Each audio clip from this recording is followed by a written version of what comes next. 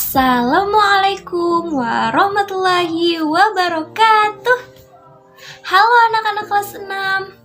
Apa kabar kalian hari ini? Alhamdulillah, Ibu harap dimanapun kalian berada, semoga kalian selalu diberikan kesehatan dan lindungan dari Allah Subhanahu wa Ta'ala. Sebelum memulai pembelajaran, sekarang Ibu minta angkat kedua tangan kalian. Mari kita berdoa sebelum belajar. Berdoa dimulai. Bismillahirrahmanirrahim.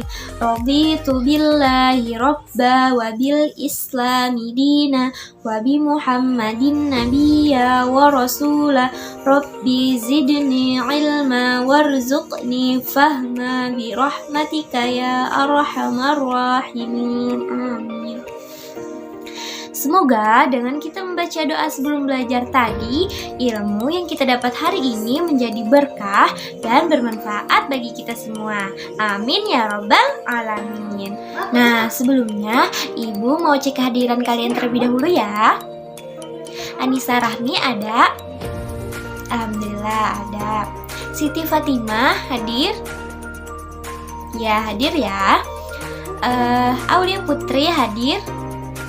Alhamdulillah, Aulia Putri hadir. Yang terakhir, Distiawati hadir? Alhamdulillah, semua anak-anak Ibu lengkap ya. Anak-anak Ibu sudah siap belajar? Ya, sudah siap ya. Yang belum siap, ayo siapkan buku, pulpen, dan alat tulis lainnya. Sebelum kita memulai pembelajaran pada hari ini, Ibu mau tanya dulu, siapa yang ingat kemarin kita belajar tentang apa? Ya, benar sekali Siti Fatimah. Kemarin kita belajar tentang sumber energi panas. Nah, siapa yang ingat apa-apa saja itu sumber energi panas? Pintar sekali Anissa Rahmi. Sumber energi panas yaitu matahari dan api dan juga gesekan dari kedua benda. Nah, hari ini kita akan belajar tema 1, selamatkan makhluk hidup, subtema 1, tumbuhan sahabatku, pembelajaran 1, muatan terpadu bahasa Indonesia dan IPA. Adapun tujuan pembelajaran yang akan kita capai pada hari ini, yang pertama, setelah membaca teks tentang perkembangbiakan jagung, siswa mampu menemukan ide pokok dan informasi penting serta menyajikannya dalam bentuk diagram. Yang kedua, setelah mengamati bunga, siswa mampu mengidentifikasi perkembangbiakan generatif melalui gambar yang dibuatnya beserta manfaatnya dengan benar.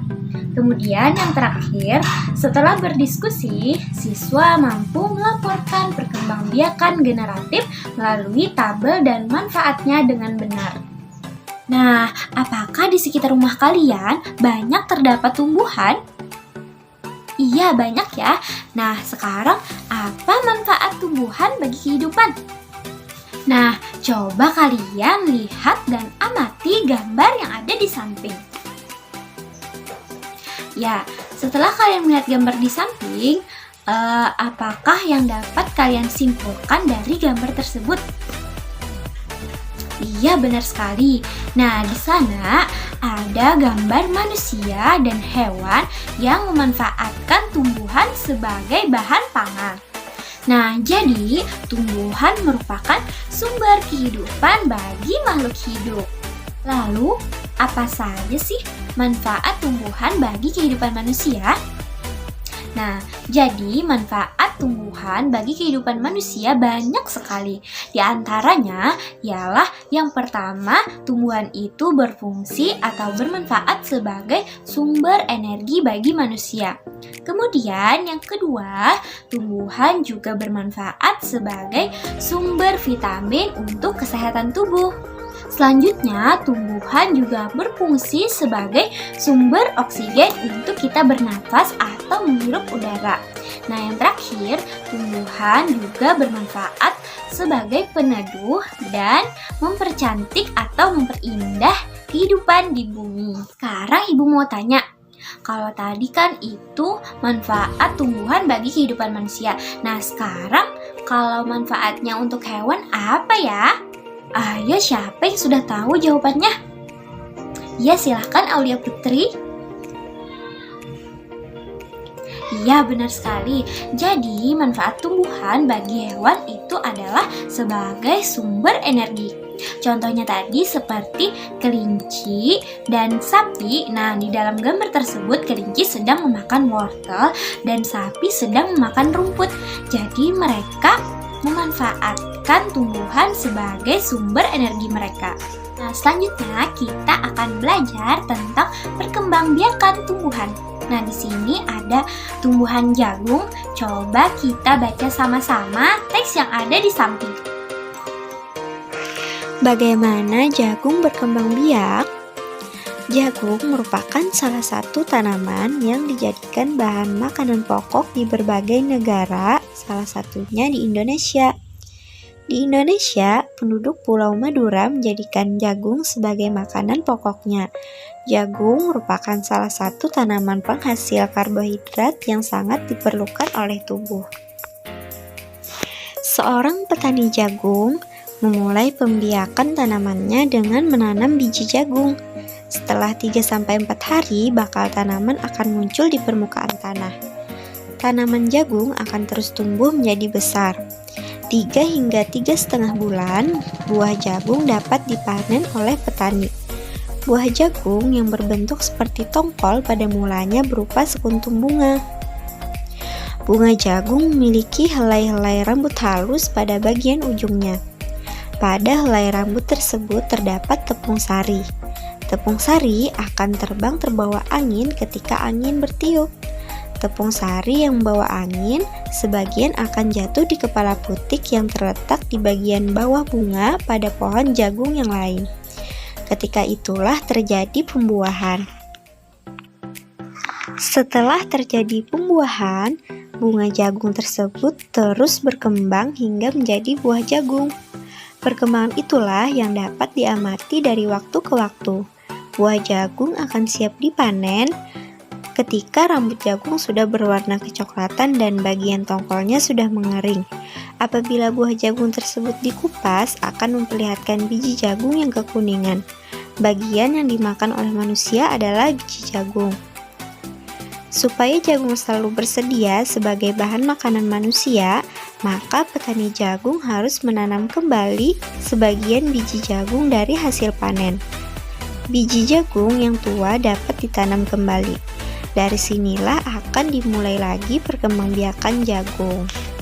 Nah, karena tadi kita sudah membaca tentang bagaimana jagung berkembang biak, sekarang Ibu minta tulislah ide pokok atau hal-hal yang penting menurut kalian pada setiap paragraf. Silahkan ditulis pada diagram yang sudah Ibu sediakan. Karena kalian sudah belajar kemarin dengan Bu Listi mengenai ide pokok, ayo siapa yang ingat? Ide pokok itu berada di awal kalimat atau bisa juga di akhir kalimat, nah bisa juga di tengah-tengah kalimat. Sekarang Ibu beri contoh. Untuk paragraf yang pertama, nah di situ ide pokoknya yakni jagung merupakan salah satu tanaman yang dijadikan bahan makanan pokok di berbagai tempat, nah termasuk Indonesia. Coba kalian lanjutkan ya paragraf kedua, ketiga, keempat, dan yang kelima. Silahkan dikerjakan. Salah satu contoh tumbuhan yang berkembang biak dengan bunga adalah tumbuhan jagung. Tepung sari pada bunga jagung akan terbang terbawa angin ketika angin bertiup.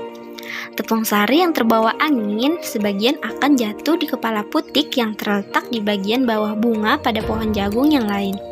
Ketika itulah terjadi pembuahan. Perkembangbiakan ini dinamakan dengan perkembangbiakan generatif. Tahukah kalian bagaimana proses perkembangbiakan generatif? Coba perhatikan gambar bunga sempurna berikut ini. Nah, di situ ada mahkota bunga, benang sari, kelopak, dasar bunga, tangkai bunga, kemudian ada bakal biji, tangkai putik, kepala putik. Nah, di kepala putik ini biasanya terjadi penyerbukan. Kemudian ada tangkai sari dan kepala sari. Tahukah kalian bagaimana proses perkembangbiakan secara generatif? Proses perkembangbiakan generatif melalui beberapa tahapan. Yang pertama, perkembangbiakan generatif atau secara kawin terjadi melalui proses penyerbukan dan pembuahan. Nah, jadi perkembangbiakan secara generatif itu merupakan perkembangbiakan yang secara kawin. Kemudian yang kedua, perkembangbiakan generatif pada tumbuhan diawali dengan penyerbukan, yaitu melekatnya atau jatuhnya serbuk sari ke kepala putik. Seperti yang sudah Ibu jelaskan tadi, jadi penyerbukan itu terjadi pada kepala putik. Setelah terjadi penyerbukan pada serbuk sari, tumbuh buluh serbuk sari yang menuju ke ruang bakal biji. Kemudian serbuk sari akan masuk ke ruang bakal biji melalui buluh serbuk sari. Selanjutnya, di dalam ruang bakal biji terjadi pembuahan, yaitu peleburan serbuk sari atau sel kelamin jantan atau spermatozoid dengan kepala putik atau sel kelamin betina yang disebut dengan sel telur. Nah, yang kelima, hasil dari pembuahan adalah zigot. Kemudian, zigot berkembang menjadi lembaga. Lembaga berkembang menjadi bakal biji berkembang menjadi biji dan bakal buah. Kemudian, bakal buah berkembang menjadi daging buah. Nah, selanjutnya, lembaga yang berada di dalam biji merupakan calon tumbuhan baru. Tumbuhan yang berkembang biak secara generatif antara lain padi, mangga, durian, dan jambu. Bagaimana anak-anak? Apakah sudah dapat dipahami? Atau ada yang ingin ditanyakan dulu? Sudah jelas ya? Alhamdulillah anak-anak Ibu sudah paham mengenai perkembangbiakan secara generatif. Nah, karena waktu kita sudah berakhir, maka Ibu akan menyimpulkan pembelajaran pada hari ini. Tadi kita sudah belajar tentang manfaat tumbuhan dan perkembangbiakan secara generatif. Nah, manfaat tumbuhan itu apa saja sih? Ayo, siapa yang ingat tadi apa saja manfaat tumbuhan? Iya, benar sekali. Jadi, banyak sekali manfaat tumbuhan bagi kehidupan. Nah, jadi kehidupan itu merupakan sumber kehidupan bagi makhluk hidup. Kemudian, perkembangbiakan generatif yaitu perkembangbiakan tumbuhan secara kawin melalui proses penyerbukan dan pembuahan. Nah, untuk tugas di rumah, silahkan kalian cari bunga yang ada di dekat rumah kalian, kemudian perhatikan atau amati bagian-bagian yang ada di dalam bunga tersebut. Nah, setelah itu kalian gambarkan bunga tersebut di buku kalian masing-masing. Kemudian kalian diskusikan dengan teman yang ada di dekat rumah kalian. Coba kalian diskusikan apa saja manfaat dari perkembangbiakan generatif. Sudah paham dengan tugasnya? Ya, alhamdulillah sudah paham ya. Untuk menutup pembelajaran pada hari ini, marilah kita bersama-sama membacakan hamdalah. Alhamdulillahirabbil alamin. Nah, sekarang meminta angkat kedua tangannya lagi. Mari kita berdoa bersama. Bismillahirrahmanirrahim. Allahumma arinal haqqa haqqa warzuqna ittiba'ah wa arinal batila batila warzuqna ijtinabah walhamdulillahi rabbil alamin. Demikian pembelajaran dari Ibu. Semoga pembelajaran hari ini bermanfaat dan berkah untuk kita semua. Salah dan bila Ibu mohon maaf. Wassalamualaikum warahmatullahi wabarakatuh.